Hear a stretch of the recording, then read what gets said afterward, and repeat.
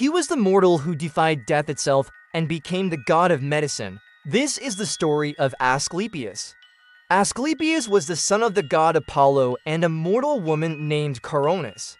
From the time he was born, it was clear that he was destined for greatness. Apollo tutored him in the art of healing, and the wisest of the centaurs, Chiron, trained him in medicine. But unlike most healers, Asclepius didn't just learn how to set broken bones or cure common sicknesses. He learned to heal any wound, no matter how grievous. He learned to cure any sickness, no matter how deadly. And he even learned to bring the dead back to life.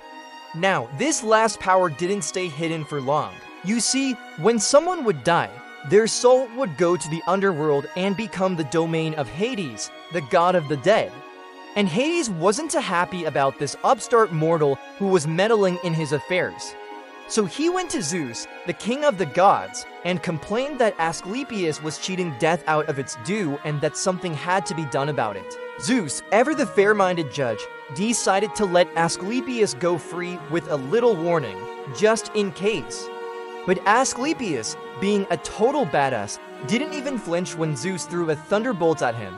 In fact, he continued his work as a healer completely unfazed. Now, Zeus was impressed by this, but he also knew that if Asclepius was able to shrug off a thunderbolt, then he was a threat to the balance of the cosmos. So as a last resort, Zeus struck him down with another thunderbolt, and this time it stuck.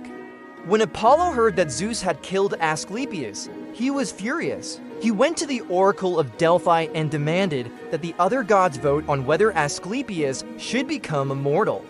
But while all the gods were debating, the three goddesses of fate spun their thread, and it was decided that Asclepius would indeed become immortal, but not as a god.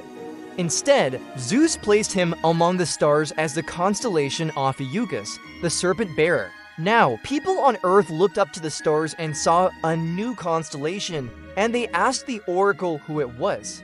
And the oracle said it was Asclepius, the greatest healer who ever lived.